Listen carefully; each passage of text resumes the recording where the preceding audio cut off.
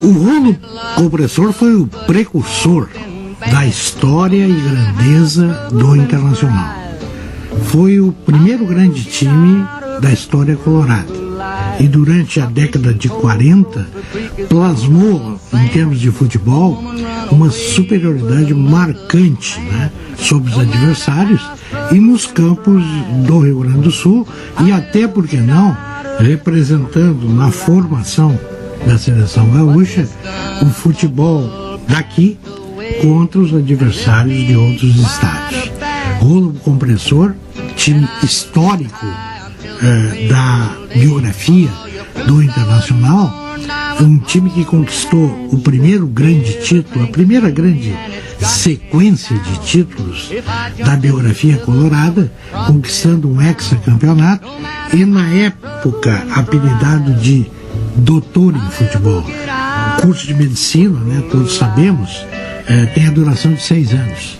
E quando o Inter conquistou, através do rolo compressor, 6 títulos em sequência, o seu torcedor, irreverentemente, chamou os jogadores e o time, os jogadores de doutores, e o time, evidentemente, o time que por 6 anos plasmou essa superioridade em cima dos adversários.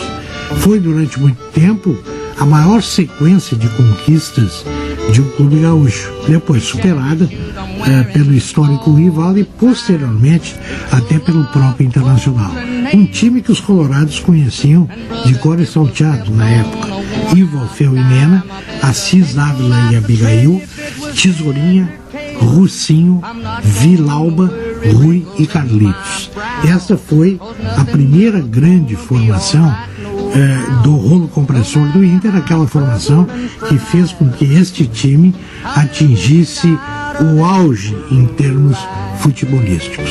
E esse time serviu para que eu tivesse a minha iniciação no futebol, porque foi o vendo jogar que eu tomei gosto pelo futebol, colorado que sou, e evidentemente que acabei sendo influenciado positivamente por ele para me tornar colorado e por ele para posteriormente exercer a profissão que exerço de comentarista esportivo, pelo gosto que esse time me proporcionou ao assistir suas partidas de futebol.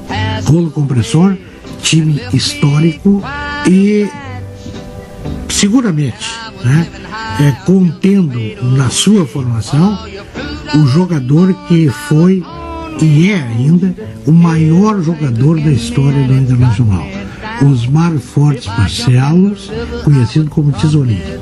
Foi um jogador de exceção, excepcional, numa época em que nós aqui no Rio Grande do Sul éramos conhecidos como do interior do Brasil. E o Tesourinha jogava na seleção brasileira.